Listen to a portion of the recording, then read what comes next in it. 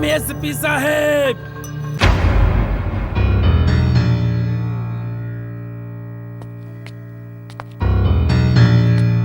ताहर परिचय? लंकेश, हमार नाम लंकेश है। अपहरण, लूट, फिरौती, मर्डर के 50 मामला में तुहार हाथ बा, लेकिन फिर भी तू आजाद घूम रहे बने। काहे कि आज तक कौनो पुलिस अफसर तोरा के गिरफ्तार करे के हिम्मत नहीं खे कैलस। ऐसा कौनो बात नहीं के एसपी, कोशिश तक कई लोग कैलेस, बाकी सफल ना भइल। केहू के जान गइल त केहू डर के हाथ मिला लेस।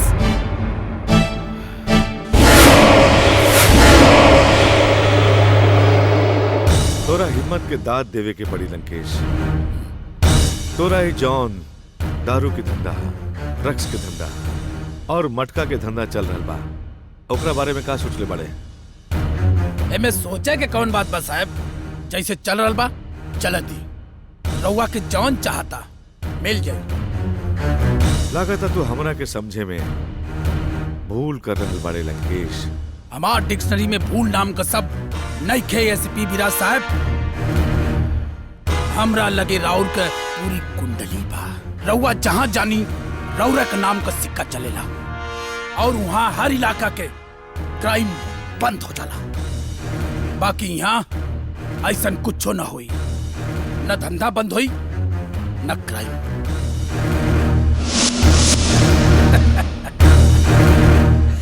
काहे से कि ई इलाका बुझाता बहुत घमंड बा तोरा के अपन ताकत पर। घमंड नहीं खे एसपी साहब, नाज बा। फैसला रउआ की करे के बा। रउआ हमरा से दोस्ती करल चाहतानी या दुश्मनी?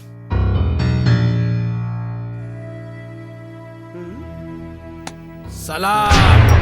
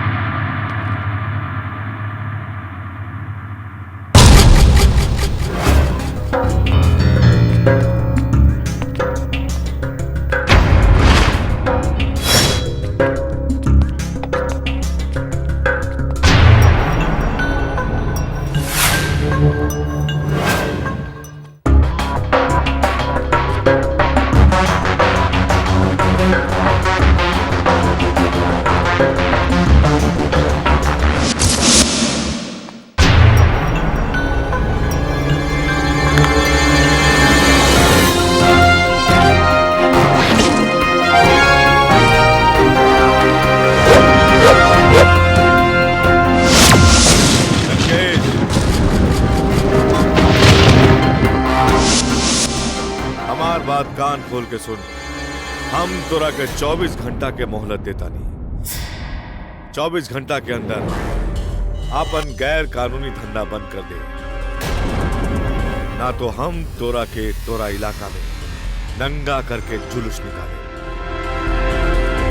काहे कि हमार भी एक उसूल बा कि हम सांप के ओकर बिल में घुस के ओकर फन कुचल दिहिला। हमार इनकाउंटर यहाँ करबे कि कहीं और करबे? बेफिक्र रहा तू। जौन दिन तोरा इनकाउंटर करे के नौबत आ गई, वो दिन तोरा के यहाँ ना तोर घर के अंदर घुस के मारब। यहाँ तो हम तोरा के बस समझावे खातिर बुलाते रहे। और सुन, जुर्म और दरिंदन से ये दिमाग जाला हट। कानून के रखवाला बानी, नाम है विराज भट्ट। याद रखिए।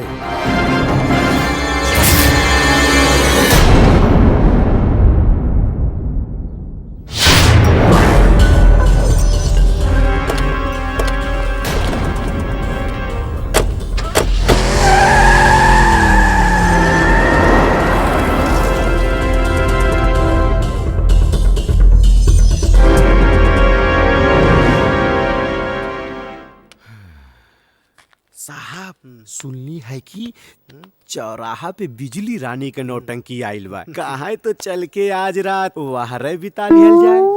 रात बितावे खातिर बिजली रानी के कुछ देवे के परी ना।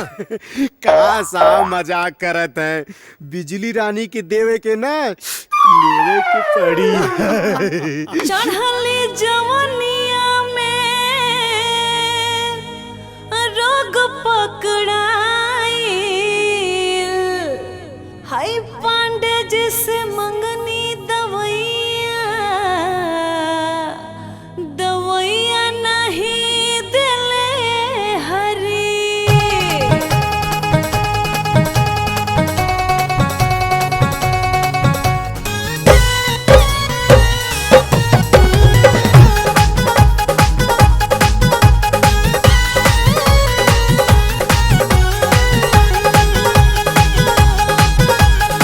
चढ़ल जवनिया जुलूम कइले बाटे, चोली में से न मारे टुकुर टुकुर ताके। चढ़ल जवनिया जुलूम कइले बाटे, चोली में से न मारे टुकुर टुकुर ताके। काटे जवनिया के घाट कतही कर ये पड़े जी। टपड़िया नापी तो हर घर में लगा के थर्मामीटर। पड़िया नापी तो हर घर में लगा के थर्मामीटर।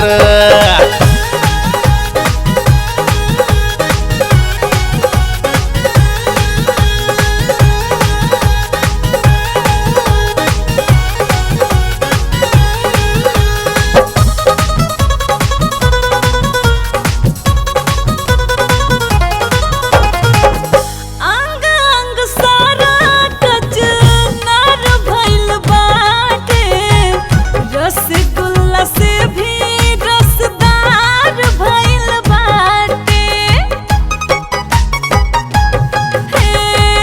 अंग अंग सारा कचनार भइल बाटे, रसगुल्ला से भी रसदार भइल बाटे। रोज गुटका प गुटका चबावता रहो, मोरो तनगी के माटी में मिलावता रहो। रोज गुटका प गुटका चबावता रहो, मोरो तनगी के माटी में मिलावता रहो। पार पकड़ल झूठे बनता रे कर ये पड़ जी। टपड़िया नापी तो हर घर में लगा के थर्मामीटर। पड़िया नापी तो हर घर में लगा के थर्मामीटर।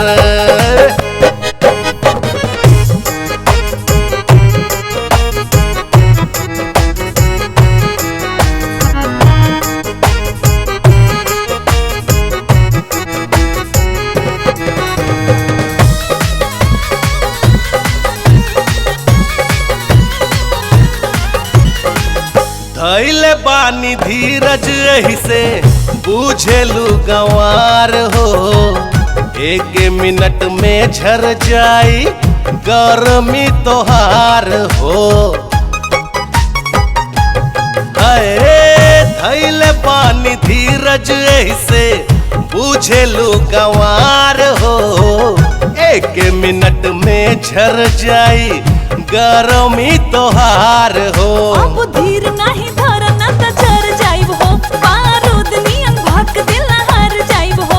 अब धीर नहीं धरना त जर जाइब हो, बारूद नियन भक दिल हार जाइब हो। का करब बन ठन के बाद में तू भीतर ये पड़ जी। टपड़िया नापी तो हर घर में लगा के थर्मामीटर। पड़िया नापी तो हर घर में लगा के थर्मामीटर। चढ़ल जवनिया जुलूम कइले बाटे, चोली में से न मारे टुकुर टुकुर ताके। काटे जवनिया के घाट कतही कर ये पड़ जी। अच्छा टपड़िया नापी तो हर घर में लगा के थर्मामीटर। पड़िया नापी तो हर घर में लगा के थर्मामीटर। जी कहिया नापा? जैन साहब दारू पी के ड्यूटी करत अड़े। हाँ हम तो रोज पीला साहब। राउर के पता नहीं के का काल से अगर दारू पी के ड्यूटी पे आईबे ना तो सस्पेंड कर दे। कर दी। वैसे भी केकरे पास टाइम बा साहब। उ का है कि जब तक हम दारू ना पीला नू तो हमारी हाथ पैर काम ना करेला। और वैसे भी दिमाग मोह बहन हो गइल बा साहब। बड़ा हक से बोल रहल बड़ा तू। साच बोले के हक सबके होला साहब। वैसे भी ई घटिया नौकरी में का रखल बाटे। हमार बाबूजी, हमार माई, हमार मेहरारू, हमार बच्चा और हमार दुदू भाई बेरोजगार बाटे साहेब। और ही कांस्टेबल के पगार में ओकरे घर के सिर्फ चूल्हा जल सकेला, बाकी ओ में पकावे वाला अनाज नहीं खे साहेब। और रउआ जब से आइल बानी सबके हफ्ता पानी बंद हो गइल बा साहेब। बाकी हम लेला, रउआ के मना कैला के बाद भी हम लेला साहेब। हम लेला। ज्यादा से ज्यादा का हुई? हमारा के निकाल दी है, सस्पेंड कर दी है साहब। हम अंडरवर्ल्ड जाओ, जाके हम डॉन बन जाओ और सब लोग सुजान भाई कह के सलाम करिए साहेब। और रउआ भी हमरा के डर के सुजान भाई बोली साहेब। सुजान भाई सलाम करिए साहेब।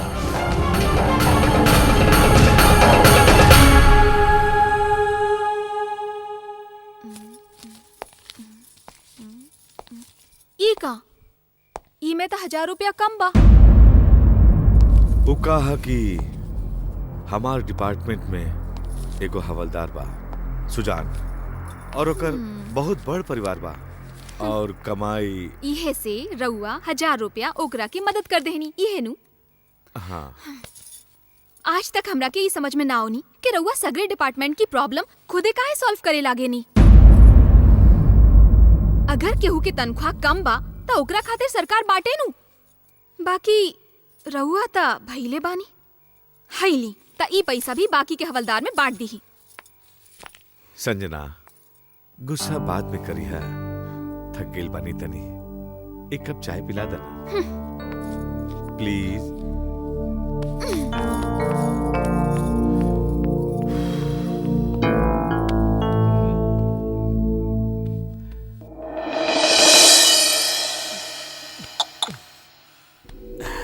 सार तारा लोग के चक्कर में पड़ के जिंदगी झंड हो गई। वर्दी के संगे संगे इज्जत के भी मां बहन हो रहा बा। ए चुप चुप। अरे काली पांडे खोकर के ना काम करा ले बाड़े। ज्यादा फड़फड़ा मत। वो दिन तो बहुत मुंह खोल रहला कि नोट खातिर धरती बेच दे। अब का भइल? पिछवाड़े से रास्ता खुल गइल। ज्यादा छनछना मत। छनछनाई ना था का करी। उस सार 2 टका के हवलदार सुजान जौन हमार चड्डी धोवत रहे आज हमरा का नसीहत देवता। बस एक बार हमार सस्पेंशन खत्म होके दो। बस नेताजी से हम बात करत हई।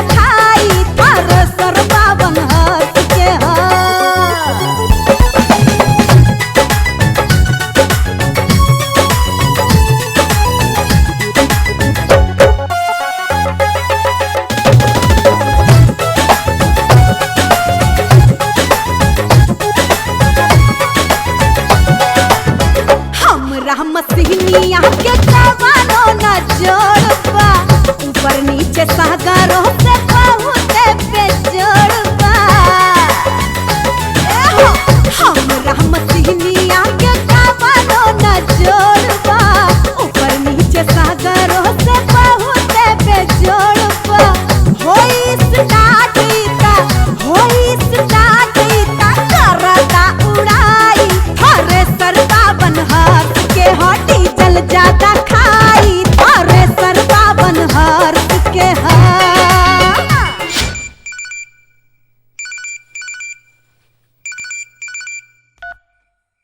हेलो। हेलो सर, इंस्पेक्टर अविनाश सिंह बोलत तानी। यहाँ अंबर होटल में एगो लड़की के साथ रेप हो गई बा, जेकर हालत काफी गंभीर बा। तू लोग लड़की के लेके हॉस्पिटल जा, हम अभी आवता नहीं। ओके सर।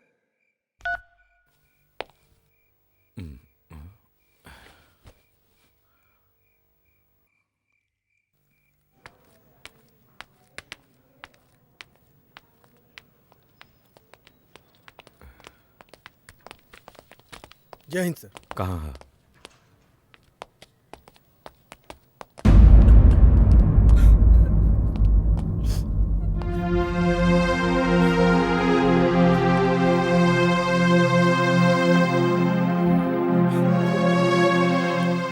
रोने की कोई जरूरत नहीं है। तुम्हारा नाम क्या है?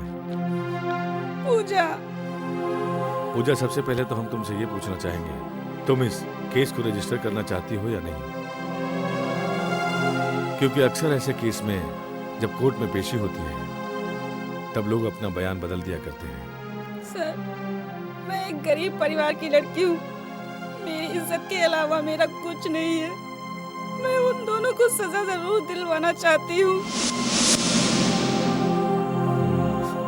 क्या नाम है उसका?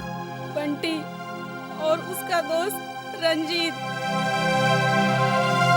तुम होटल में कैसे पहुंची? मेरे बॉस ने फोन करके कहा कि ऑफिस की जरूरी फाइल छूट गई है, तुम उसको लेकर होटल में आ जाओ।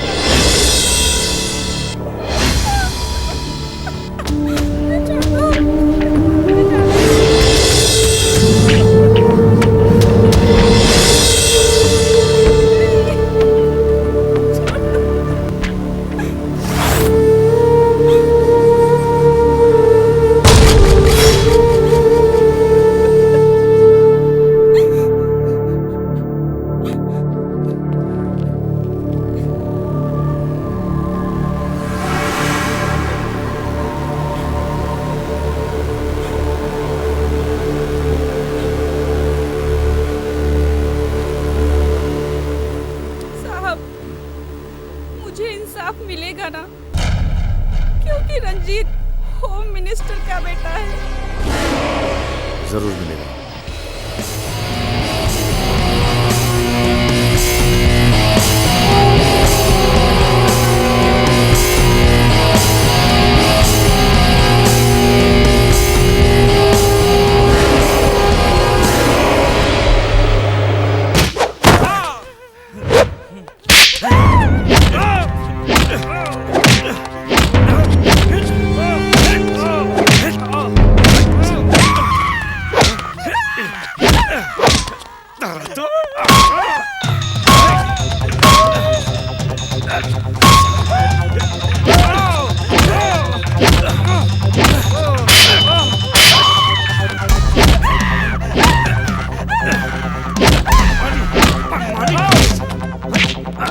औकात में रहा दरोगा, तोहरा के मालूम नहीं खे कि हम एगो मंत्री का लइका बानी, कौनो रोड पे चलत भिखारी नहीं के।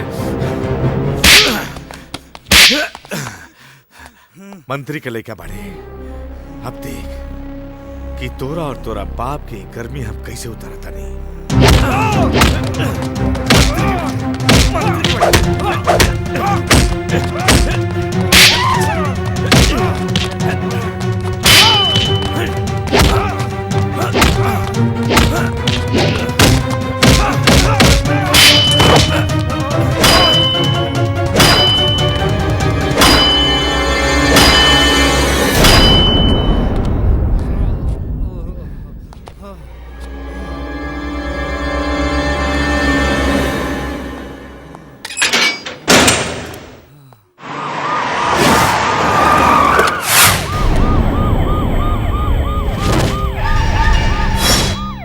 मादर जाग, ए हरामी, ए कुकुर, के बा जे हमरे बेटा का काटे की गलती कर लेबा।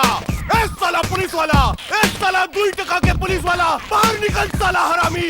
मादर जाग, बाहर निकल साला।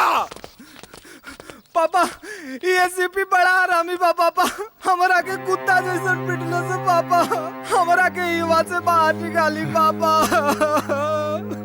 बबुआ तू चिंता ना कर।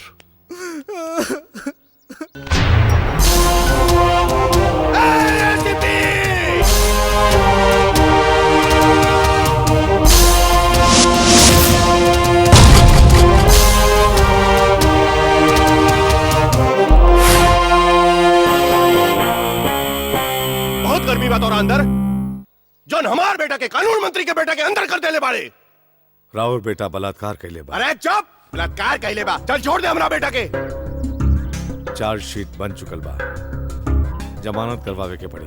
फाड़ डाल चार्जशीट, ना तो नक्सलाइट एरिया में ट्रांसफर करवा दे। ये तो हार घर वालन के देखे खातिर तरस जाइबे। 10 साल के नौकरी में 15 बार ट्रांसफर हो चुकल बा। मंत्री महोदय जी, अब फैसला रउआ के करे के बाकी। हमरा के जंगल में रखब की आपनी बेटा के हवालात से बाहर निकालब। साला पुलिस के पिल्ला हमरा के नसीहत देत बाड़े। हे वकील, इनकरा से कहा कि हाथ खींच ले, ना तो पुलिस वाला के ऊपर हाथ उठावे के जुर्म में अंदर कर दे। कटर के औलाद तू हमरा के अंदर कर बे। प्लीज सर प्लीज, राउर अपने गुस्सा पे काबू रखी। पापा पापा सॉरी पापा पापा हरामखोर, तोरा के ऐसन को कर्म करे के का जरूरत रहे। सॉरी पापा, गलती हो गई। ये सरवा हमरा से ऐसा काम। अब रो मत। अरे एसीपी, हमार बेटा के तो 3rd डिग्री देत बाड़े। वो का माफिया का लीडर है या अंडरवर्ल्ड से कनेक्शन में होकर? वो बलात्कारी बा, अपन बाप के कुर्सी के धौंस पर सबके डरावल चाहत रहे। एक बात याद रखी मंत्री जी, जौन हमरा के डरावे की कोशिश करी ओकर हम ऐसे हालत करम। बहुत गर्मी बात और अंदर, बहुत गर्मी बा। तू देख, सगरो पुलिस डिपार्टमेंट देखी, ई वर्दी पहन के तोके हमार पैर पे गिर के नाक रगड़े के पड़ी। वो तो आवे वाला समय बताई मंत्री। खादी में इतना दम नहीं खे कि खाकी के गुलाम बना सके। बहुत पछतावे की पड़ी तोरा के। अब देख हम काम करब।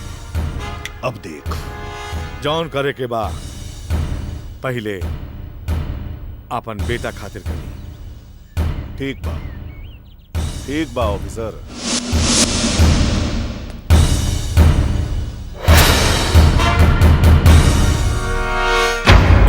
ऑफिसर,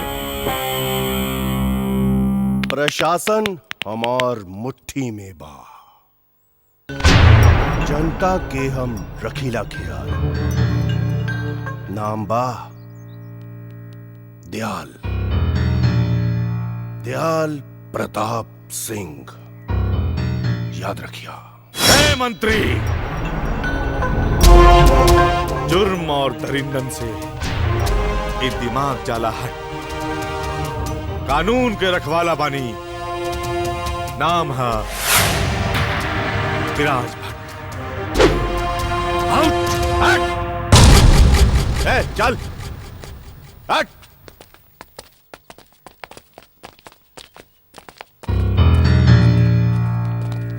कारे तोर बाप अगर शेर हवे तो हमार साहब बब्बर शेर।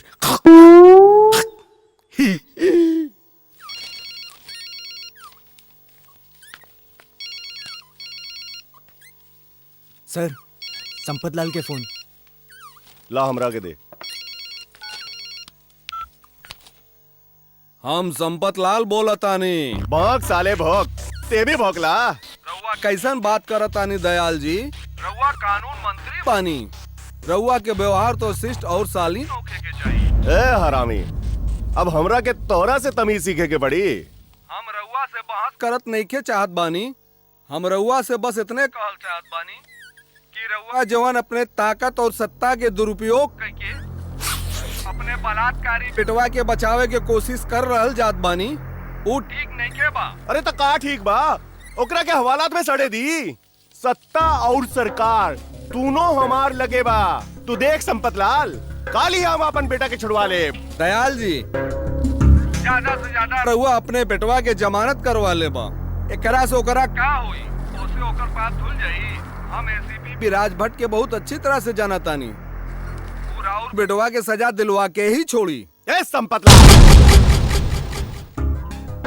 एसीपी के गुण गावल बंद कर। अरे फूक दे तो उड़ जाए सरवा। हम कोनो सड़क छाप लीडर नहीं की, हमरा लगे होम मिनिस्ट्री बा, होम मिनिस्ट्री। उस सरवा के ऐसन जगह फेंकब के शहर देखे खातिर तरस जाई। सत्ता के गुरूर में रहुआ पगला गइल बानी दयाल जी। जहाँ सत्य होला वहाँ विजय होला।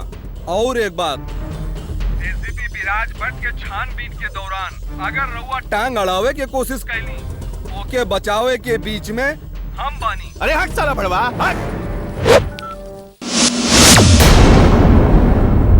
प्रशासन हमार मुट्ठी में बा, जनता के हम रखीला ख्याल। नाम बा दयाल, दयाल प्रताप सिंह।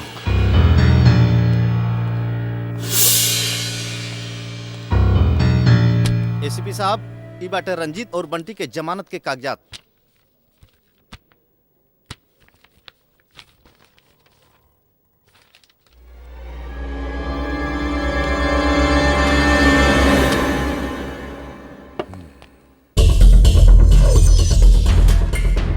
वकील साहब, एक हम बानी जौन ईमानदारी से अपन फर्ज निभावेला और इज्जत की रोटी खाईला, और एक आप लोग बानी जौन अपराधियन के साथ देके बेईमानी की रोटी खावेला और बच्चन के लिए खिलावेला। इंस्पेक्टर साहब, हम आपसे कोनो बहस करे ना आइल बानी। प्लीज हमरा क्लाइंट के छोड़ दी। सुजान, यस सर। वो दोनों के बाहर लेके आवा। जी सर।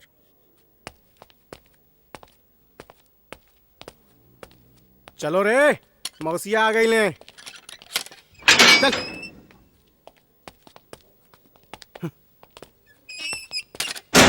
वकील साहब, बेशक तू ई दोनों को यहां से लेके जा, बाकी याद रखिया हम वो मासूम लड़की के न्याय जरूर दिला के रहा। चलो लोगन ने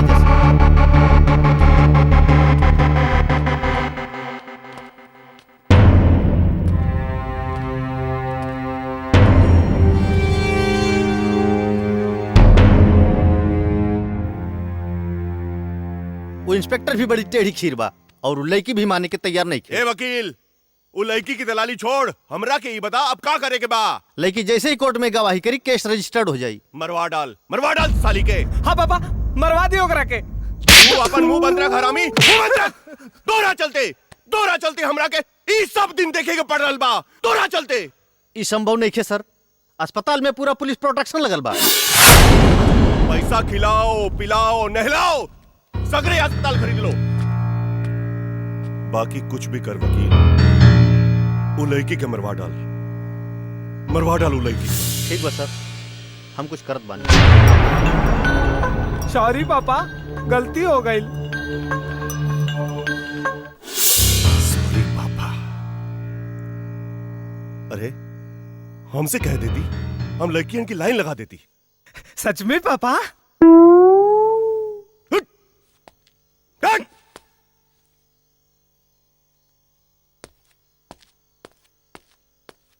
खुद ही कहलन और खुद ही डांटेलन।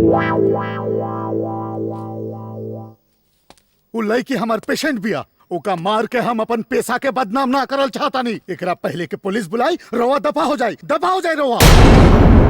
बुलाई पुलिस के? पुलिस आके का करी? तोहरा के उठा के नीचे फेंक दे।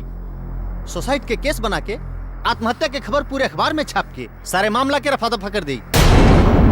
हमने के बात मानने की कोशिश करी डॉक्टर साहब, हमने के बात मान ली। रउआ के इतना पैसा मिली, राउर कोनो दूसर शहर में जाके खुद के क्लिनिक खोल सकत बानी। वैसे भी हम लोगन के मंत्री और नेताओं तक के चक्कर में ना पड़े के चाहिए।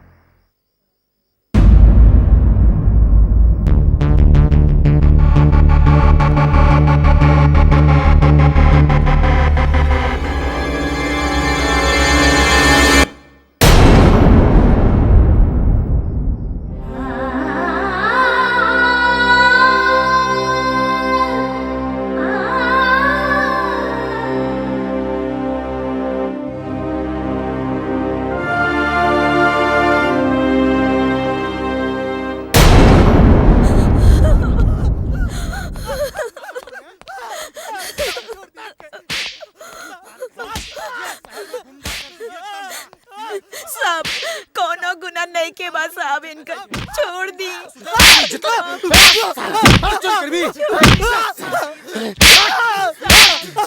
हमार लड़का हॉस्पिटल में एडमिट बा, ओकरा खातिर ये चोरी कइले। इनकरा छोड़ दी साहब को, कोनो गुना नहीं के कइले। सुजान, एकरा के बाहर लेके आवा। चल साला चोर। खड़ा हो जा। कारे काहे चोरी कैले? हाँ साहब, हम चोरी तो करने वाली, जो भी कहनी है अपना बेटा के खातिर कहनी है साहब। सच कहते हैं साहब। बेटा हमारा हॉस्पिटल में साहब भर्ती बा। छोड़ दी इनके। जा तू लोग।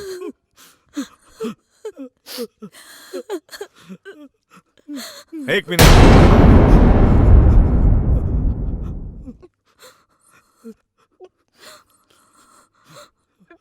लाई रख ला, बच्चा खातिर दवाई खरीद लिया और आइंदा से चोरी मत करिया।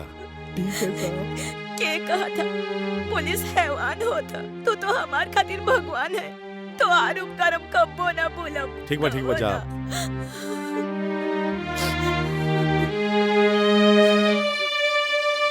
सुजान जी सर। हम लोग पुलिस वाला बने, लेकिन उससे पहले आम इंसान भी बने।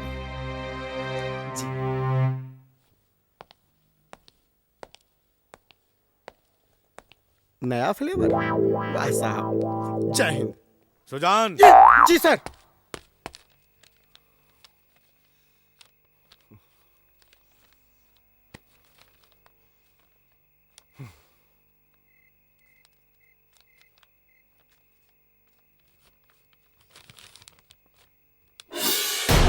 ये हरामी एसीपी हमार नाक में दम कर देली बा।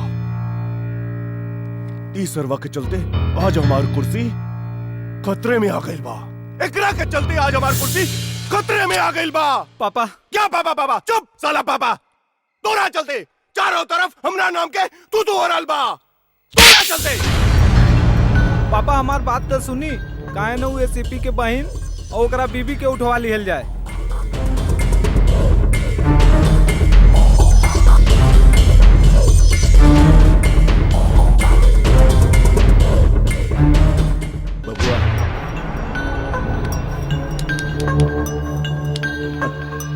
अनजाने में ही सही, जिंदगी में पहली बार काम की बात कही बा।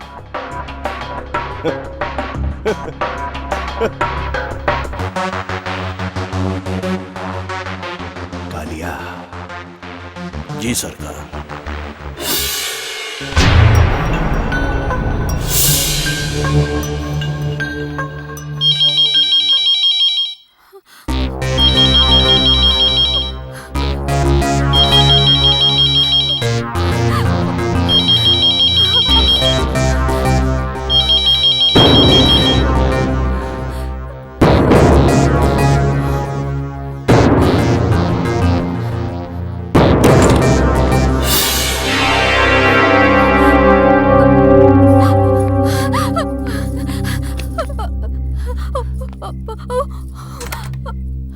अरे संजना, का भइल?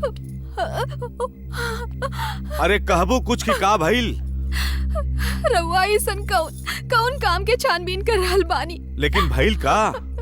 सवेरे से केहू हमरा के फोन पे धमकी दे रहल बा, कभी हमरा के त कभी रउआ के मारे के बात कराता।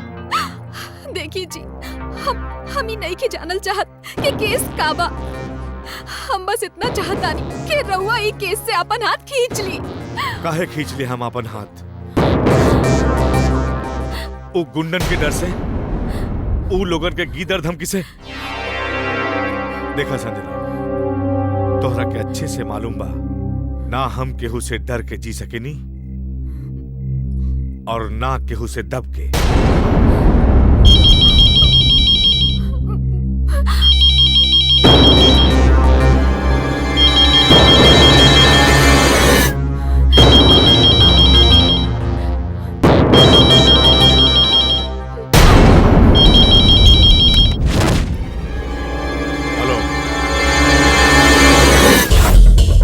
एसीपी विराज भट्ट, फैसला कैले मियां बीबी मिलके। देख हमार बात मान और ई केस के फाइल बंद कर दे, जाके मंत्री जी से हाथ मिला दे, ना तो जिंदगी झंड हो जाए, समझ ला। अबे साले हिजड़े की औलाद, फोन पर धमकी दे रहल बाड़े।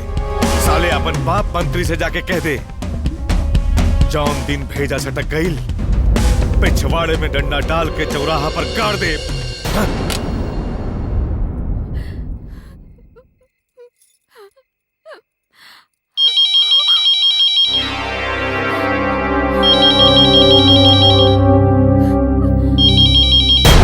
हिम्मत बा तो सामने आके बात कर भड़वे। भैया हम नंदिनी बोला तानी। हाँ नंदिनी बोला, कैसन बाड़ू तू? हम तो ठीक बानी, बाकी ई बताई कि रउआ फोन पर धमकी केकरा के देत रहनी? वहाँ सब ठीक ठाक तो है ना? हाँ सब कुछ ठीक ठाक बा। तहरा के तो मालूम बा ना कि पुलिस की नौकरी में छोट मोट धमकी तो मिलबे करेला। भौजी कैसन बाड़ी भैया? ठीक बाड़ी, बात करबू का? हाँ तनी दी ना। हेलो नंदिनी। भौजी प्रणाम। खुश रहा। भौजी शादी के सालगिरह बहुत बहुत मुबारक हो। धन्यवाद।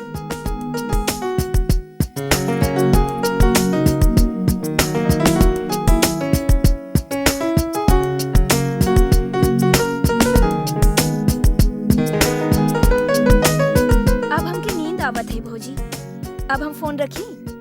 अच्छा ठीक बा, रखी।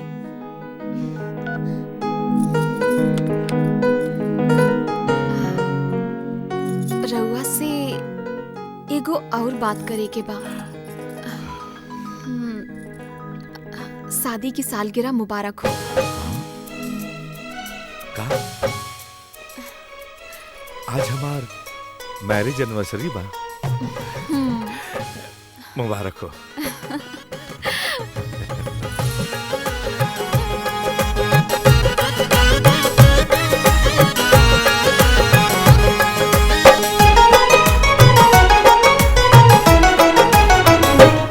गोरिया चोरी चोरी धड़कन में समा गईलो, गोरिया चोरी चोरी धड़कन में समा गईलो। कैल जादू कवन आपन बना ली हलो। छेला चोरी चोरी धड़कन में समा गईला, छेला चोरी चोरी धड़कन में समा गईला। कैल जादू कवन आपन बना ली हलो। गोरिया चोरी चोरी धड़कन में समा गईलो। छेला चोरी चोरी धड़कन में समा गईला।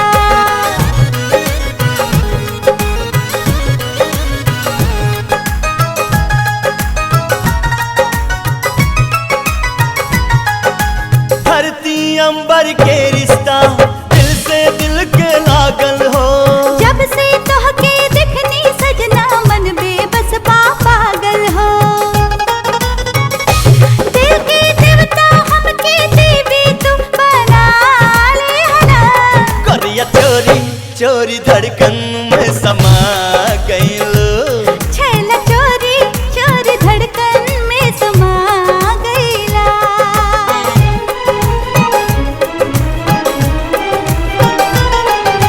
तू सूरजवा हम चंदनिया रब के जोड़ल जोड़ी हो।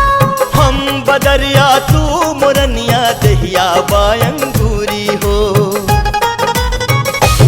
बन के लासा जैसे हमरा के सटाली हलो। छेला चोरी चोरी धड़कन में समा गईला। गोरिया चोरी चोरी धड़कन में समा गईलो। कैल जादू कवन आपन बना ले हरा। गोरिया चोरी चोरी धड़कन में समा गईलो। छेला चोरी चोरी धड़कन में समा गईला। पप्पा आई सुखराम, पप्पा आई ना आई। पप्पा विराट भट्ट सस्पेंड हो गई। पप्पा सस्पेंड हो गई। पप्पा पप्पा सुखराम आइल बा। पप्पा। आवा सुखराम, आवा जाना तारा, हम तोहार सस्पेंशन काहे वापस ले लेवानी? काहे कि हमरा के पूजा मर्डर केस के फाइल चाहिए। बाकी एगो बात याद रखिया, ई बार हमार बबुआ पर जरा सी भी आंच आई तो सोच तोहार वर्दी के साथे साथे तोहार चड्डी भी उतर जाई। अब जाके अपन ड्यूटी कर, जा। यस सर। पप्पा अब हम बच जाए ना पप्पा।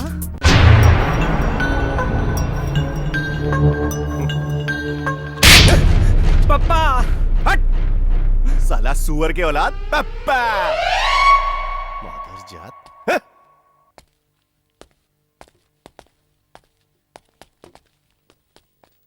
देखी ना हमार पापा कितना बड़ा समझदार बाड़ा कि अपने आप के ही गाली देत बाड़ा।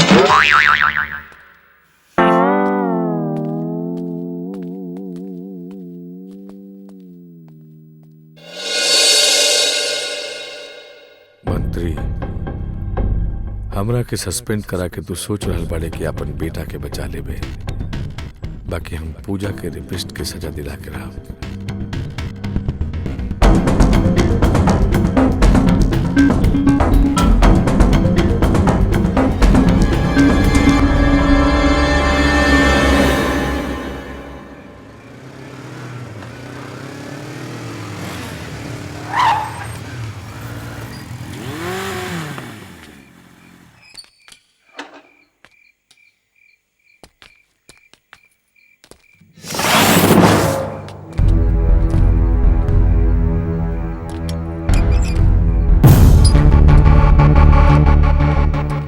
एसपी साहब, भाभी जी प्रणाम।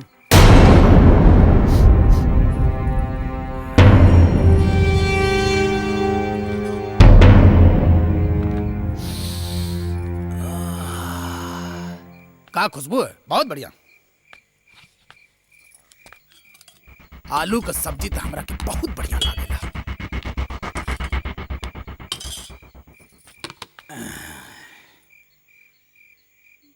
भाभी तनी रोटी दी ना।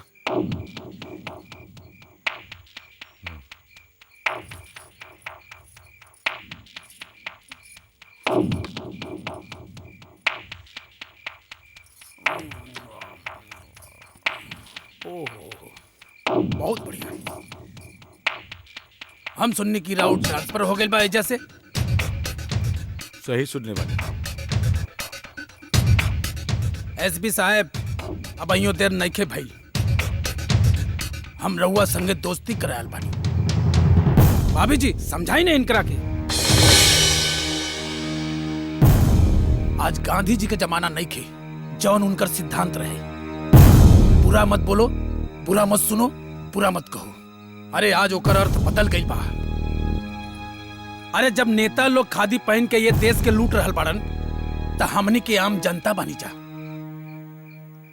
जिया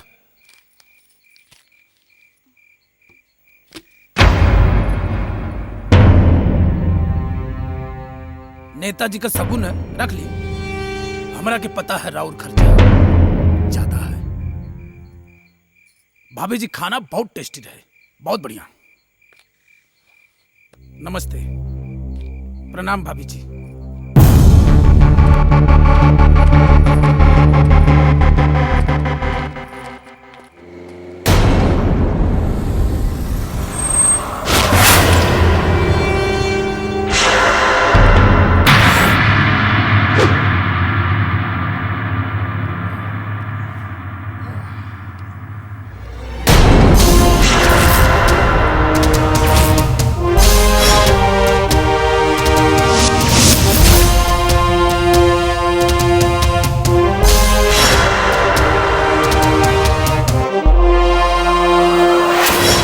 लंकेश,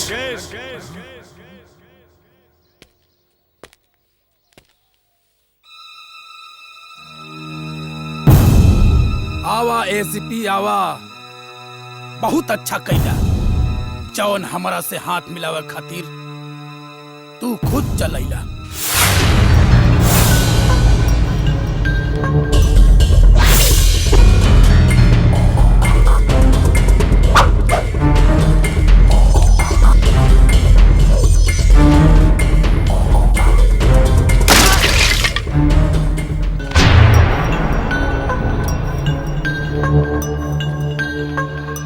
हमारा पर टुकड़ा के तू अच्छा ना कैला एसपी। अब तू देख लंकेश से दुश्मनी लेवे के अंजाम। अकेले लड़बे कि सबके साथ में मिलके?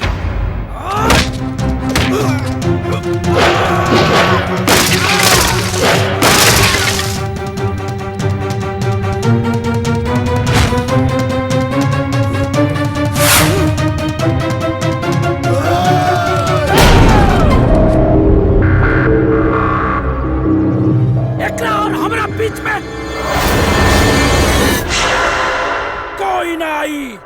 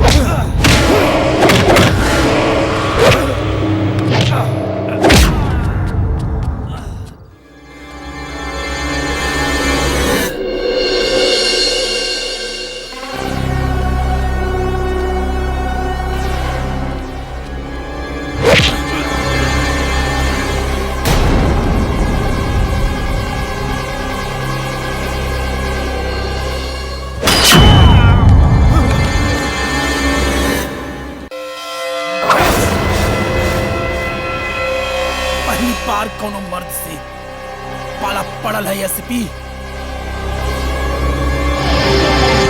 क्या बात है, मजा आ गई। एक बात याद रखिए, जिंदगी में कभी भी जरूरत पड़ी बेहिचक याद रखिए, लंकेश हाजिर मिली। कानून के दुश्मन हमार दोस्त कबो न बन सकेला। अरे तोहरा जैसन शेर दिल दोस्त के खातिर ये लंकेश गैर कानूनी काम बंद कर दिले। अरे भाई ना मर्दों वाली बात।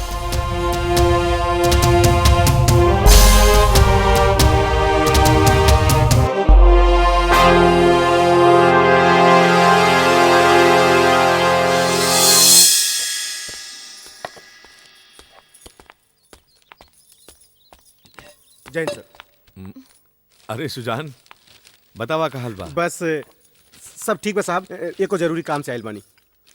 बतावा। उ का है साहब, सुखराम के सस्पेंशन ऑर्डर वापस ले लिहल गइल बा। आज ही वो ड्यूटी ज्वाइन करी और सबसे पहले पूजा रेप केस फाइल खोजे के कोशिश करी। काहे से मंत्री जी के बेटा के रक्षा करे के बा। नमस्ते। यही से हम पूजा के बयान और कुछ जरूरी कागजात निकाल लेते हैं। जी थैंक यू। देखिए साहब,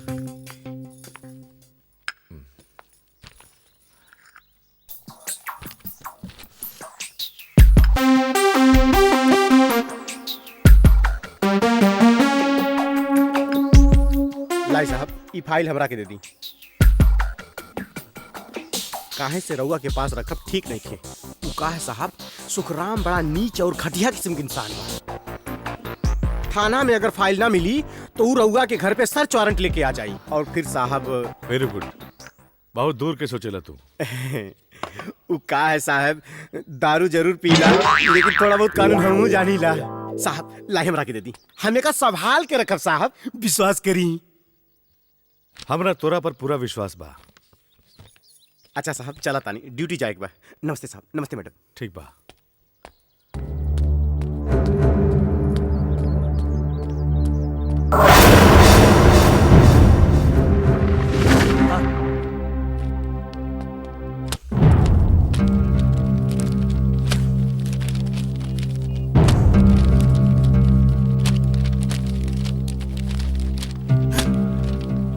ओकरा के उतार।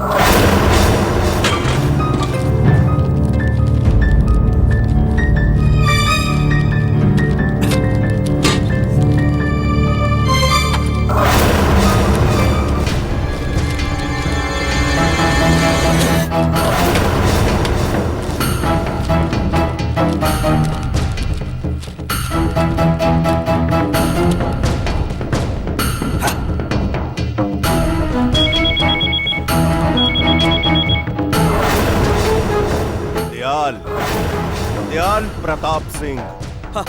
हेलो सर। फाइल के का भइल? हाँ सर, ढूंढा था नहीं। ये बाटे हम सस्पेंशन उठवले बानी। ए कुमार, जल्दी फाइल ढूंढ के हमरा लगे ले आ। जी सर। इस साले नेता लोग भी ना घोड़े पे सवार रहे ले। ढूंढा सा ढूंढा। कामचोर। सर, वो फाइल कहीं एसपी विराज भट्ट अपने साथे तो ना ले गई बा?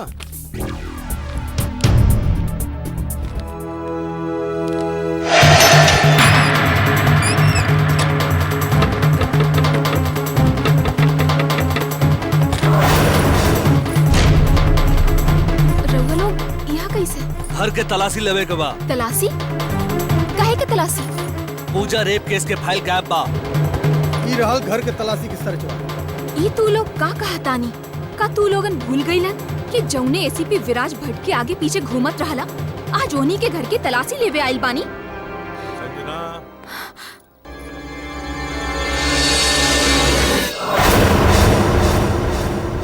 ई लोगन के अपन ड्यूटी करे दा। चार्ज। देखो इधर। ढूंढो।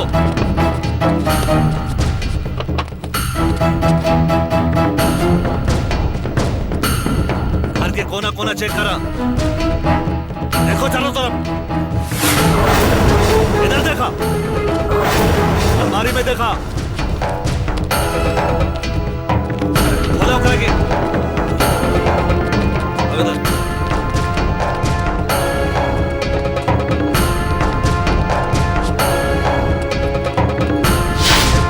ढूंढो, खोल के देख। उसमें भी ढूंढो। सॉरी सर, अंदर कुछ ना मिला। चलो।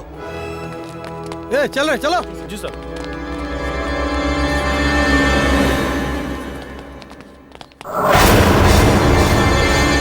सुखराम, हम जानत हैं ते मंत्री के बेटा के बचावे की कोशिश कर रहे बारे, पर तोहरा के हमें सफलता ना मिली। जाके कह दिया अपन पाप से जॉन भीख में तहरा के खाकी वर्दी तेरे बड़े।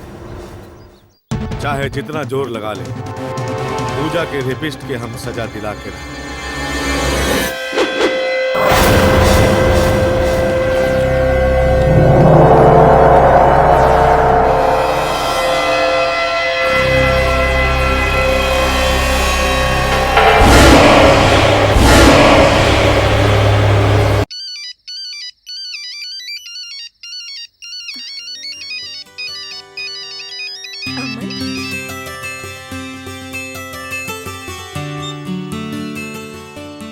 हेलो।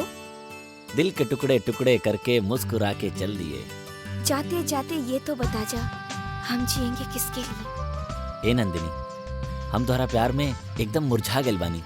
अच्छा, काहे? बहुत दिन से जे तोहार सूरत न देखले बानी, यही लिए। धत पागल। खाली पागल से काम ना चली, पागल प्रेमी बोला हो। तो समझ में आ गई प्यार का होला? ये इश्क नहीं आसान, बस इतना समझ लीजिए, एक आग का दरिया है और डूब के जाना है। अब समझ में आ गई कि जुदाई में जियल कितना मुश्किल बा। ए नंदिनी, हम तोहरा के बहुत मिस कर रहल बानी। मिस तो हमहू बहुत कर रहल बानी अमन। त जल्दी से आ जाना। आ तो जैती अमन, पर भैया भाभी से का कह? भैया कहियन के कॉलेज की छुट्टी है, तो अब ही जाके तू का करबो? त भैया से झूठ बोल के आ जा, कहदा कि एक्स्ट्रा क्लासेस चालू हो गइल बा। तू का हमारे एक्स्ट्रा क्लास लेबा? तो हर एक्स्ट्रा क्लास तो हम ले। लेकिन शादी के बाद। नंदिनी, नंदिनी कट गई। ए नंदिनी, हम तोहरा से मिले अब ही आवतानी। अरे भौजी तू कब आइलू?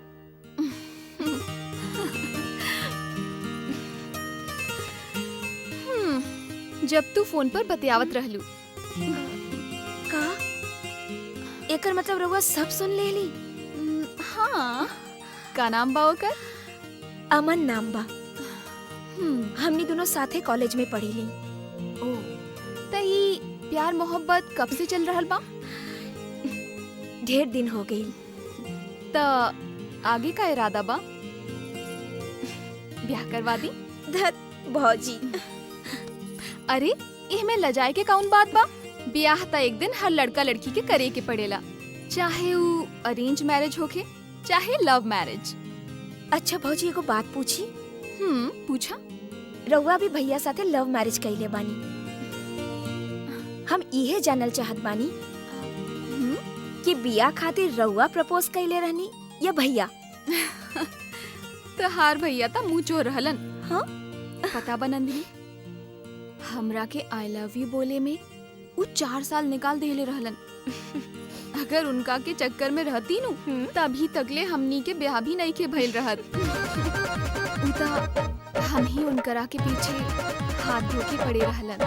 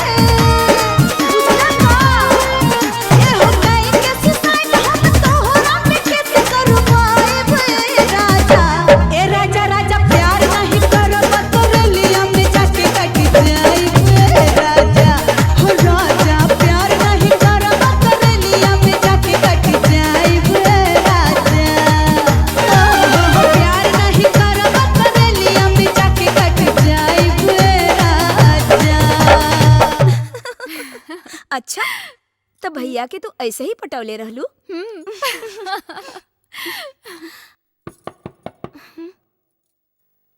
इतनी रात के बा? हम अब ही आवतानी। भैया हुई हन।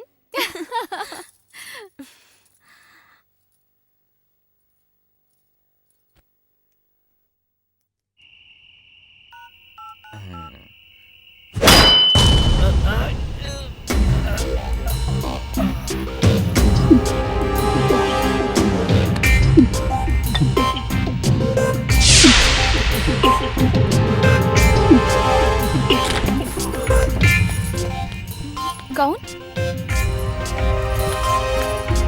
कौन बा? छोड़ा! फौजी, बचाओ!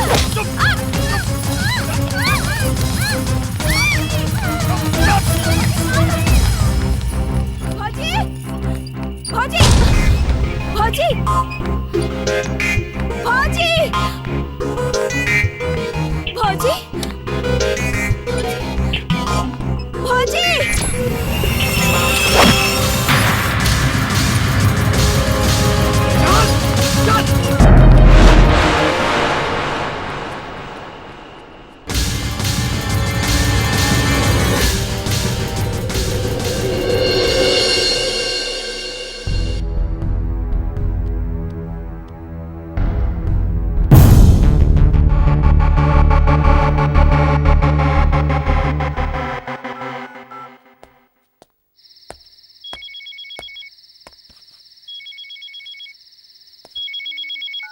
हेलो।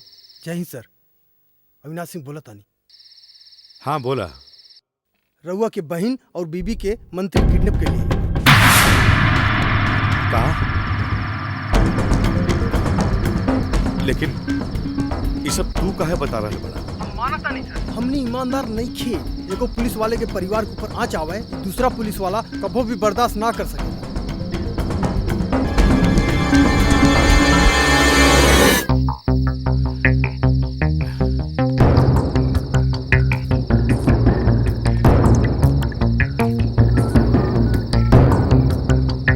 हेलो लंकेश। हाँ हम विराज भट्ट बोला था। हाँ बोली। अरे हमरा के तोर जरूरत बा। आदेश करी। हमार मेहरारू और हमार बहन के मंत्री दयाल किडनैप कर ले बा।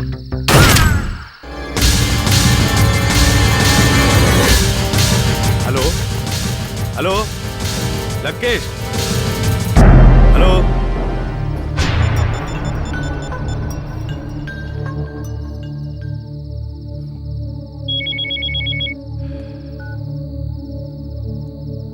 एसीपी। एसीपी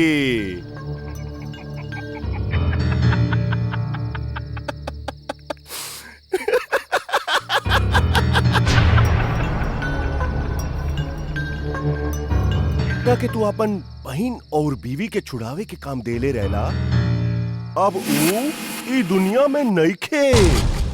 ओ यमराज के दर्शन करत होइए। यमराज के दर्शन।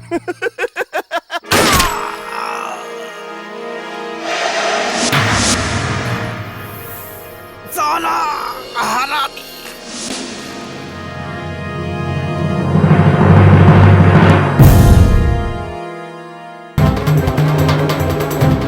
दयाल का दुश्मन, कालिया का दुश्मन।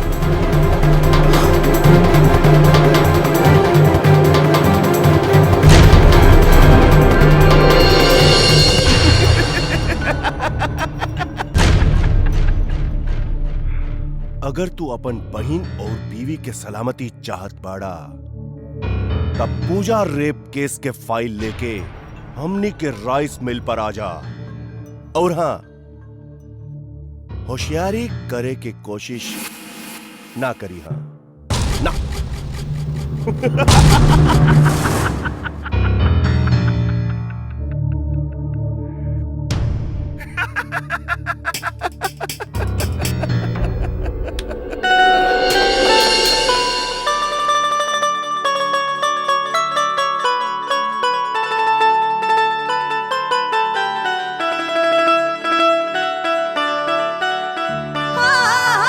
चढ़ली जवानिया के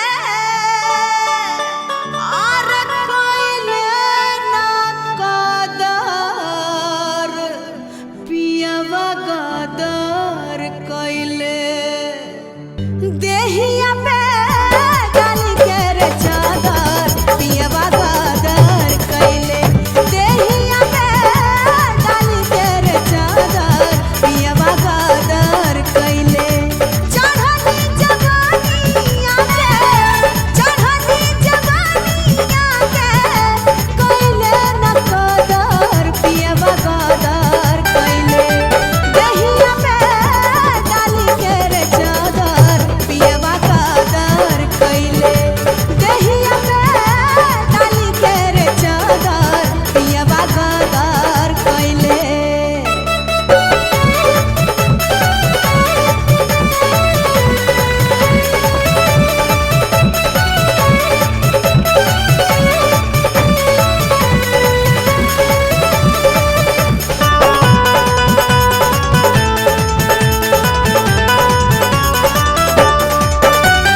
पहिले ही राते गर्मी झारी राती हले नासा जवनिया के उतारी रे दिहले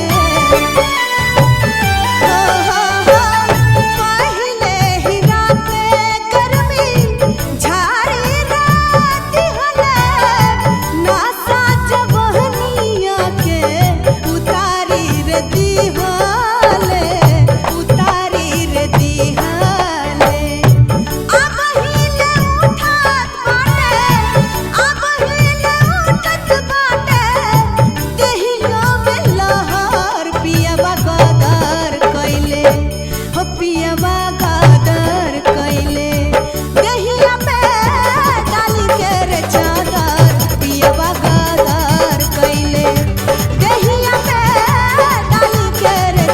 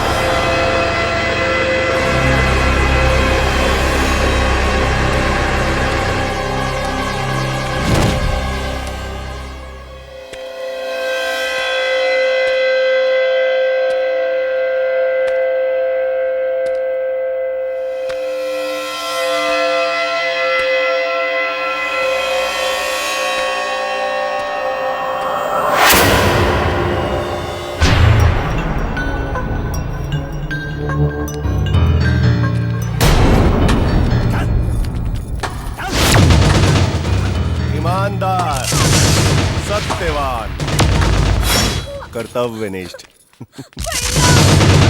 एसीपी विराज भट्ट आज तोरा के तोरी ईमानदारी का ऐसन इनाम देव कि दोबारा इनाम पावे की इच्छा न रही। सच्चाई और ईमानदारी के इनाम का ऊपर वाला देगा,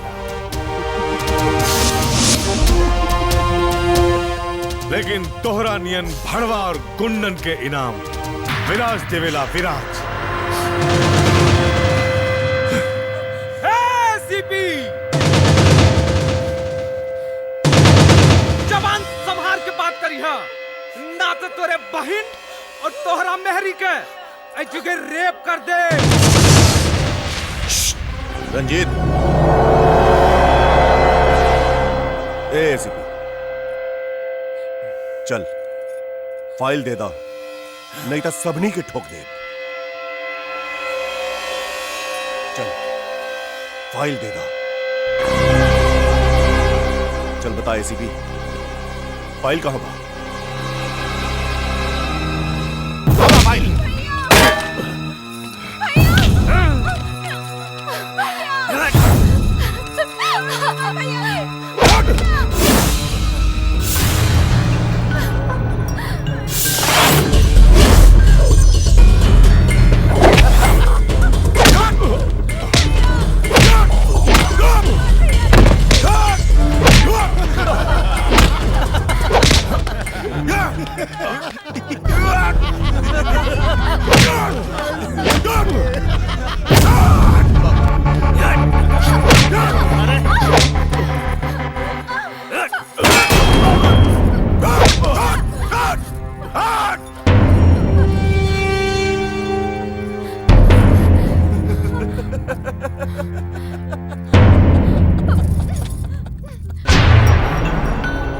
प्रशासन हमार मुट्ठी में बा, जनता के हम रखिला ख्याल। नाम बा दयाल, दयाल प्रताप सिंह।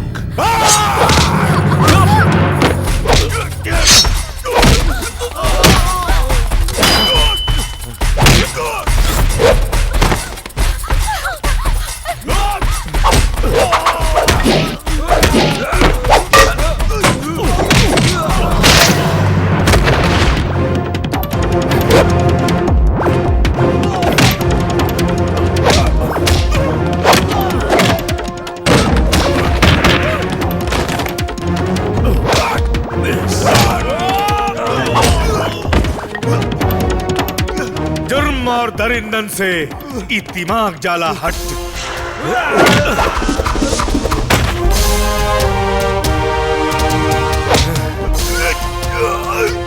कानून के रखवाला बानी, नाम है विराज भट्ट।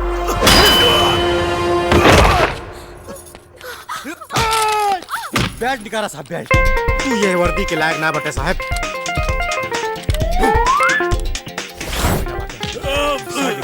साहब जल्दी।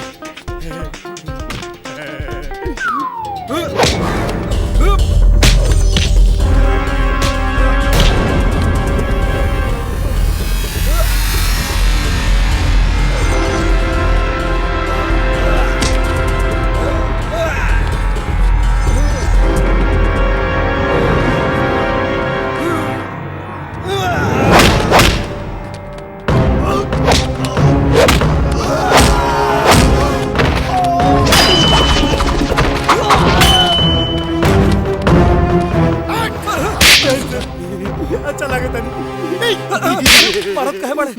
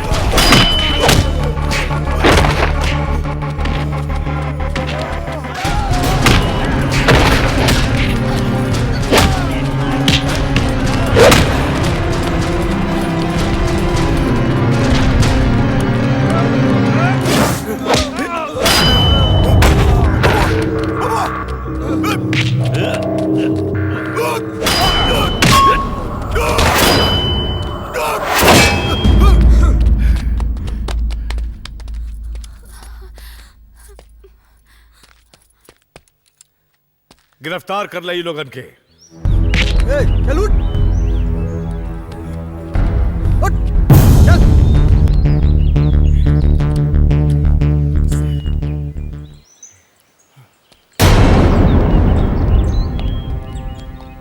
अरे बड़ी चर्बी रहल तोहरा के, जेकरा आगे बड़े बड़े मुजरिमन जाला फाट, उनकर नाम बा एसीपी विराज फाट। चली मंत्री जी, जेल में चल के अपन मिनिस्ट्री दिखाई।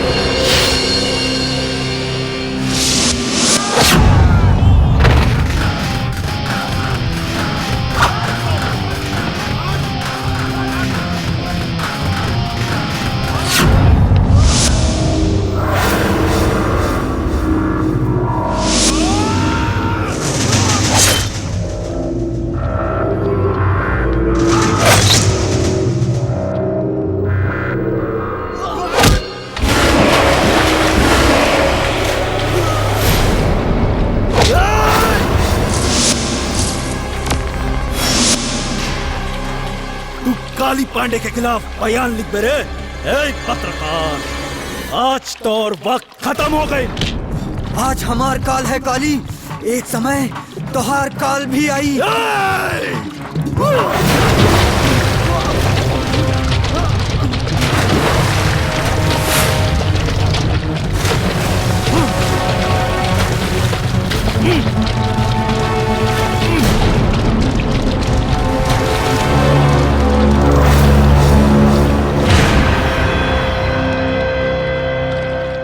काल के भय से भय भी डरेला, नाम बा कालिया।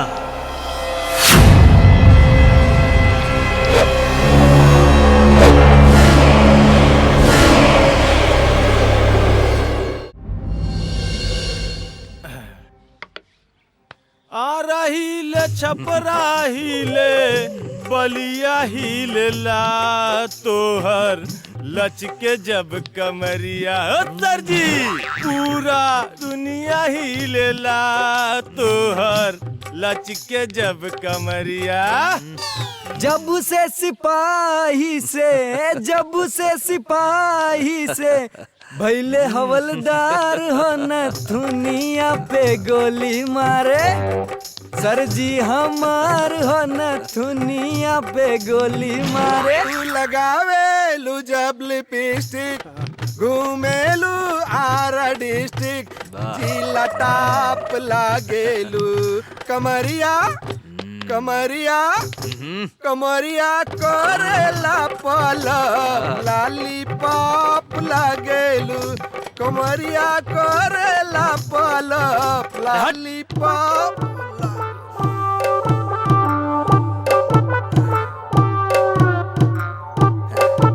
सालिया मिर्जा कटना दुनिया जान मारेला। सालिया मिर्जा कटना दुनिया जान मारेला। सालिया मिर्जा कटना दुनिया जान मारेला। सालिया मिर्जा कटना। प्लीज सर।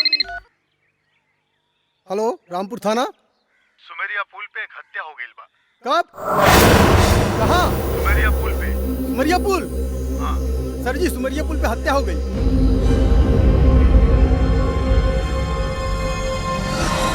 सानिया मिर्जा कटना दुनिया जान मारेला। सानिया मिर्जा कटना दुनिया जान मारेला। सानिया मिर्जा कटना दुनिया जान मारेला। सानिया मिर्जा कटना दुनिया।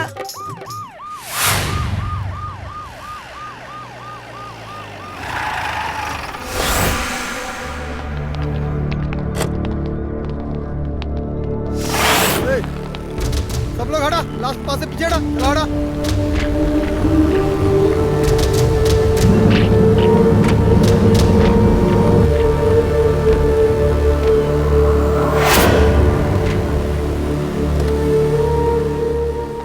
फोटो निकाल। चलो एक धरती के बोझ कम भाई। साहब लगाता स्मगलिंग के मामला बा। अविनाश जी सर। एम्बुलेंस मंगा के लाश पोस्टमार्टम खातिर भेज दो। ठीक बा सर।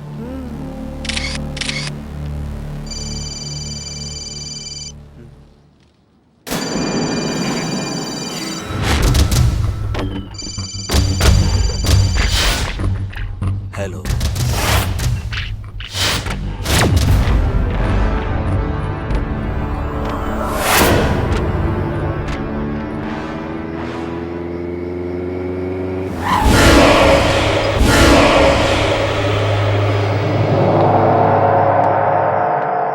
और कालिया भाई रउआ ही चाहता नहीं कि मर्डर केस के तहकीकात हम बंद कर दी। हाँ एमे हमार का फायदा बा? 5 लाख। बस 5 लाख? एगो ईमानदार देशभक्त पत्रकार के जान की कीमत सिर्फ 5 लाख। चल दिया 10 लाख दिया। ही ना भइल मर्दों वाली बात, सौदा पक्का। तू साला बड़ा कमीना बड़े रहे भाई। खादी और खाकी दोनों के लाइसेंस मिल बाटे समाज से। पैसा खातिर भाई वर्दी का 100 से धरती बेचते। ये हुई ना बात। जवानी पे जब से बचोली कसाइल हिलल यूपी बिहार रस चूसे वालन के लाइन लागल हम बानी हे गो अनार काहो करे जा चाही का।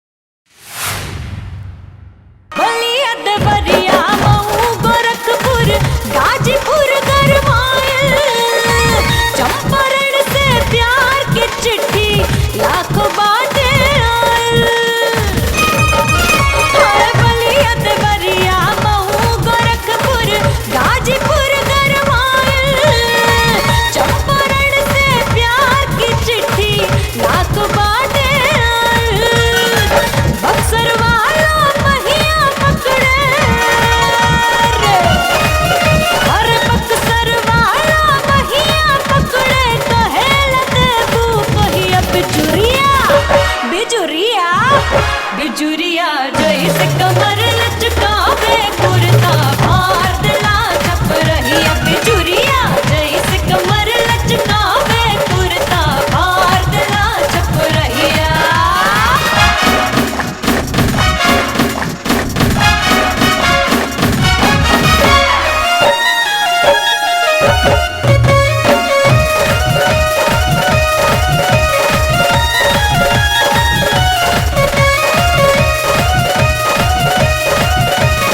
आजमगढ़ बस्ती और काशी उसी नगर मोहाइल जिला सिवान गोपालगंज के लोग बाटे लो भाईल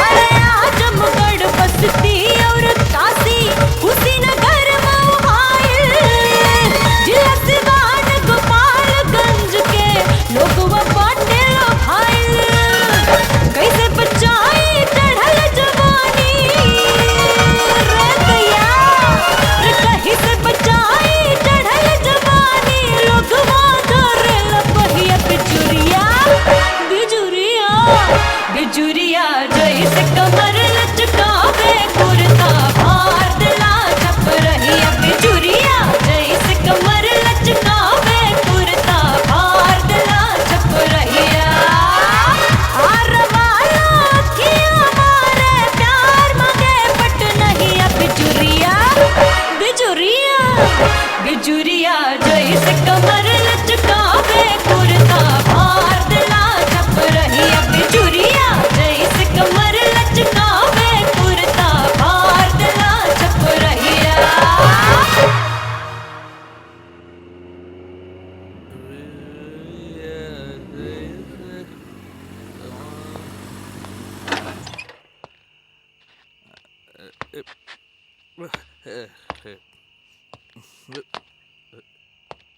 ए दुलारी बिजुरिया जैसे कमर लचका ए दुलारी दुलारी ए दुलारी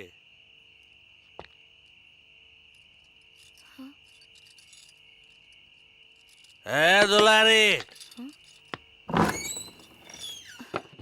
अरे इंस्पेक्टर साहब रउआ इतना रात गए यहाँ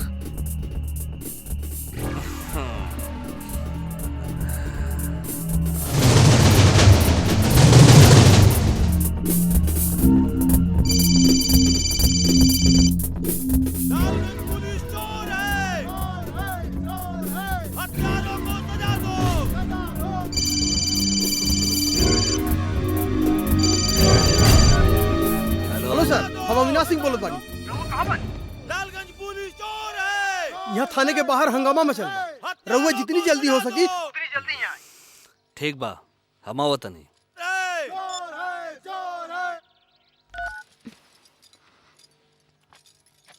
साहब हमार मदद छूट जाई ना।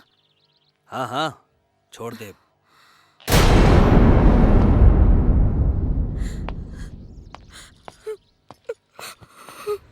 लालगंज पुलिस चोर है हत्यारों को सजा दो लालगंज पुलिस चोर है आगे के पड़ी देखी रउआ लोग शांत हो जाएं वरना मजबूरन हमरा गोली चलावे के पड़ी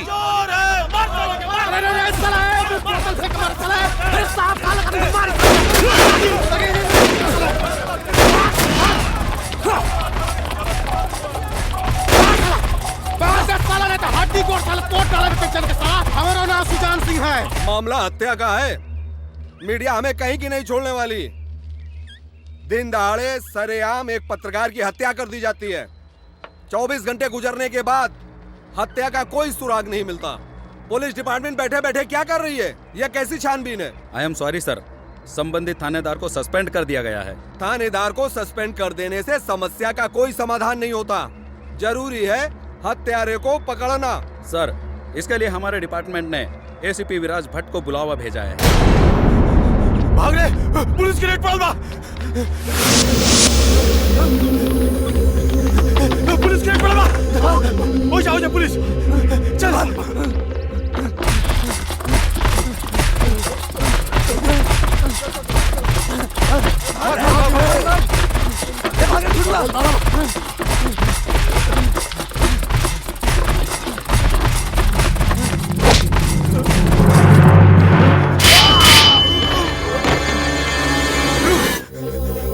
अभी आओ रुक। भाई भाई पुलिस।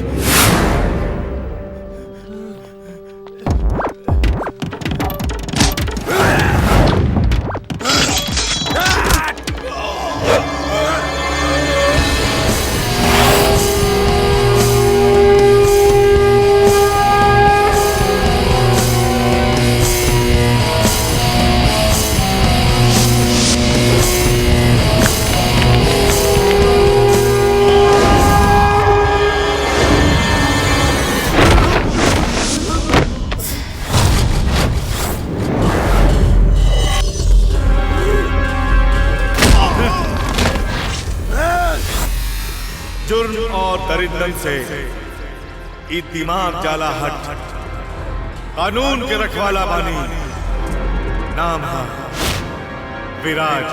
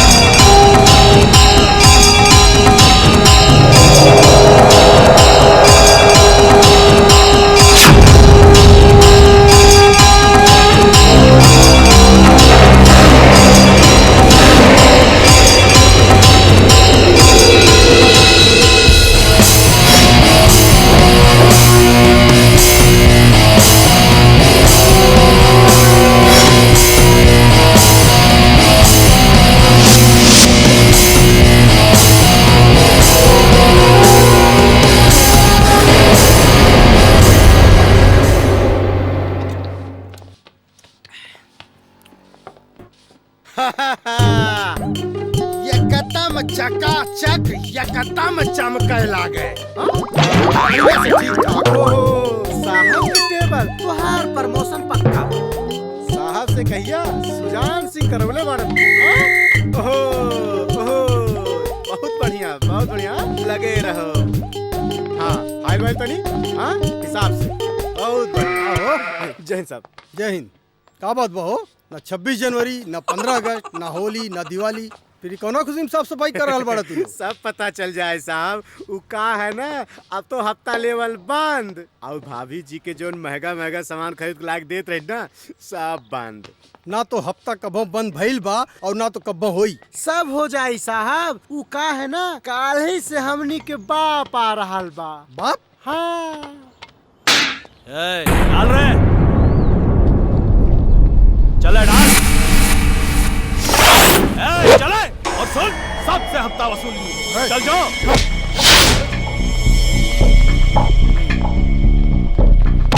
बंद कर रहे हैं। चल चल कर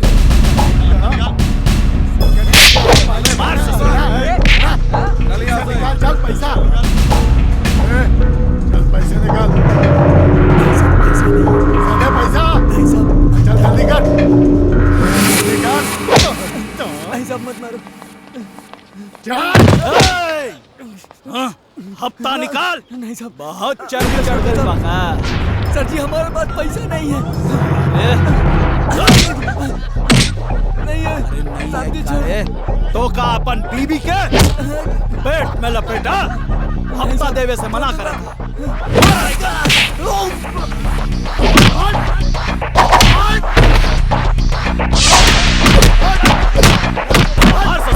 अरे ये बाजार वालों को मालूम होवे के चाहिए गाड़िया के हफ्ता ना देवे के अंजाम का होला। मार ससुरा के तोड़ दे हाथ पैर एकरा के।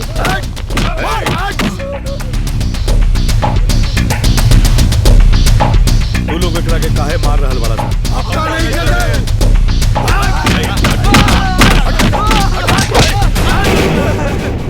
कहानी नू हाँ मत मारो एकरा के। अरे तू कौन है रे? निकल जो यहाँ से वरना यही जमीन के अंदर गाड़ दे।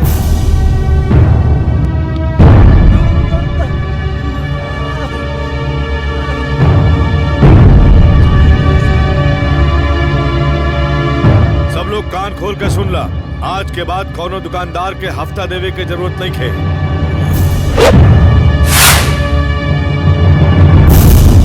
चले अरे अगर ये दुकान वाले हफ्ता ना दिए तो का तू दे बा। चल निकाल हफ्ता निकाल।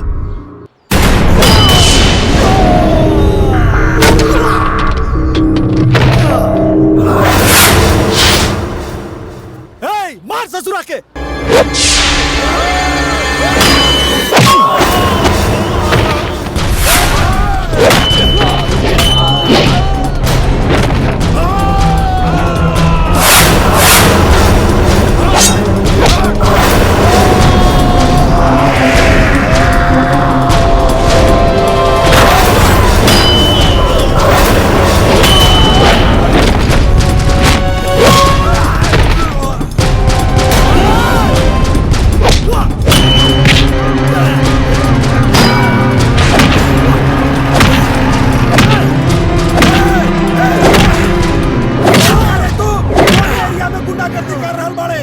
जेल में डाल दे तो कर देबा। तू हमरा के अंदर करबे पूरा वर्दी उतार के नंगा करके घर भेजम ना तब मालूम पड़ी तोरा के हम के। कौन है बे तू? जुर्म और दरिंदन से ये दिमाग जाला हट कानून के रखवाला बने। नाम है एसीपी विराज भट्ट।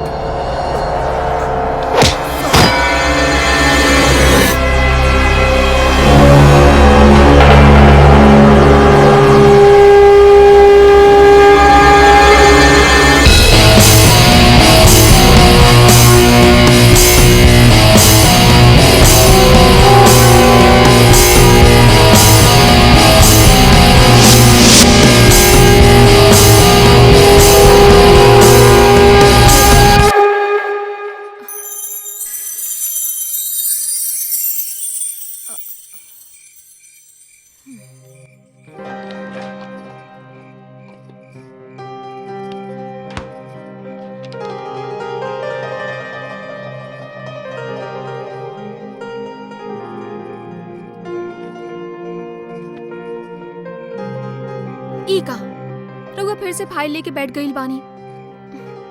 चली उठी खाना खा ली। देखी ना कितना टाइम हो गईल बा। हमरा के बहुत जोर से भूख लागल बा। संजना तू खा ला हम बाद में खाई। भला आज तक ऐसन भइल बा कि हम रउआ से पहले खा लेले बानी। भइल तो नहीं खे बाकी ता आजो ना हुई। चली चल के खाना खा ली। संजना तू देख रहल बाड़ू हम काम कर रहल बानी। ई काम तो बाद में भी हो सकेला ना। अब चली ना चली चल के खाना खा ली। संजना ये बहुत इम्पोर्टेंट काम बा। हम कहतनी तू जा हम जल्दी आवतनी।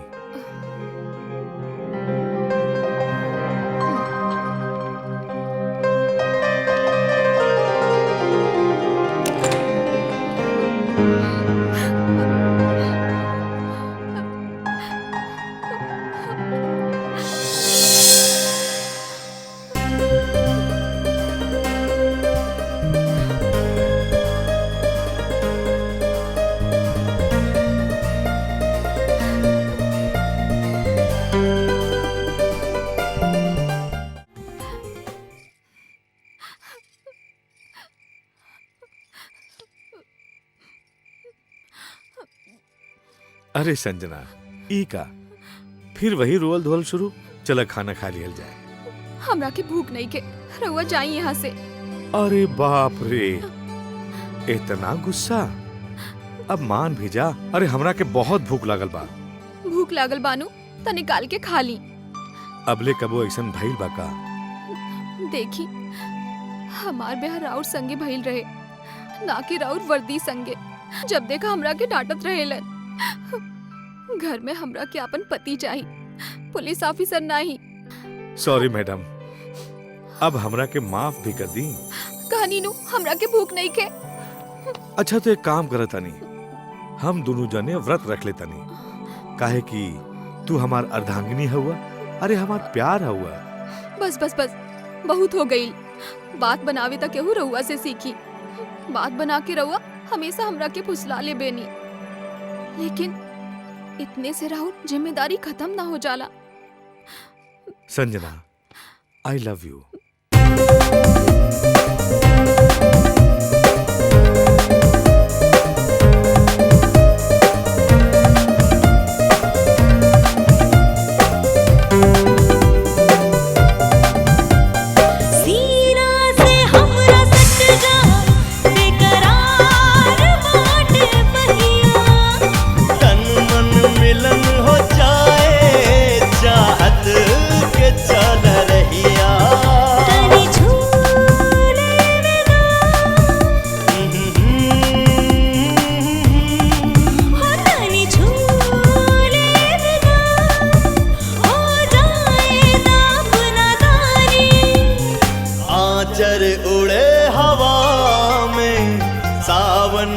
बरखे पानी सावन के बरखे पानी तनी झूले विदा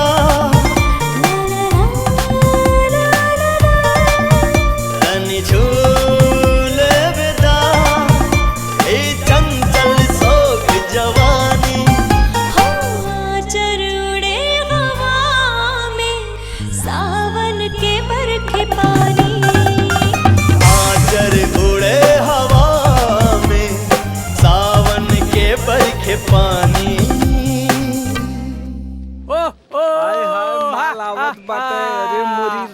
रबीना का हो करीना, मस्त जवानी।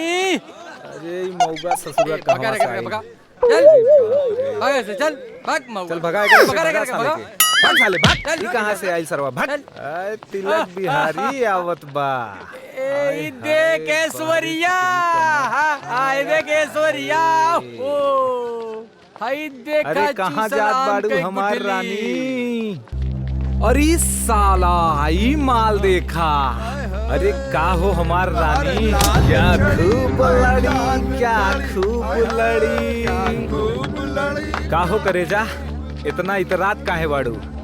ई सुगर जवानी के तो एक रात के हम अपन गुलाम बनौबे करब। एकरा बारे में राउत का ख्याल बा? ए रानी, बनबू का हमारा आइटम? का रे, तोहने के यही काम बचल बा, खाली लड़की लोग के छेड़े लगले? दिल ते करत बाटे के कुल काम छोड़ के खाली तोरा साथे सुतल।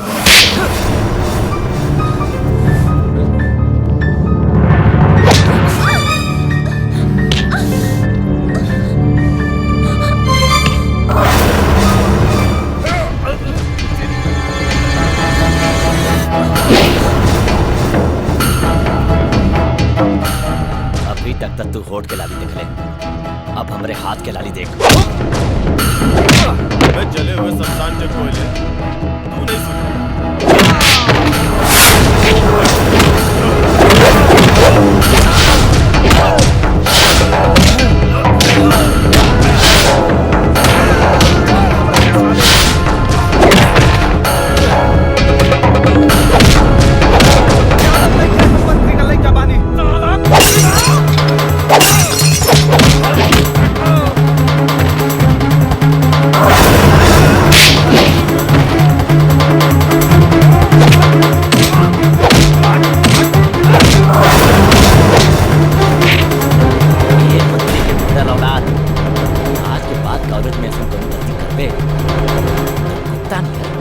कुत्ता के पट्टा डाल के पूरे कॉलेज में घुमाई।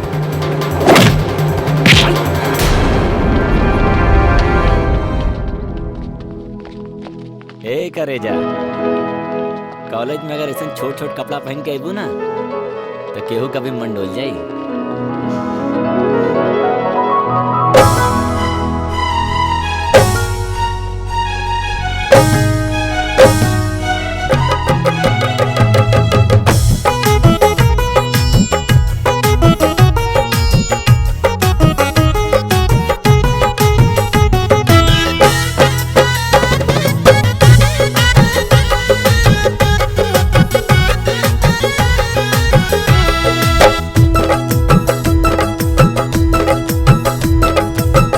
दिल पे हमरा गुजरत का बा, दिल पे हमरा गुजरत का बा, मत पूछे हमरा से हो अखियां लड़ गईले अखियां जब से हो तोरा से, अखियां लड़ गईले अखियां जब से हो तोरा से।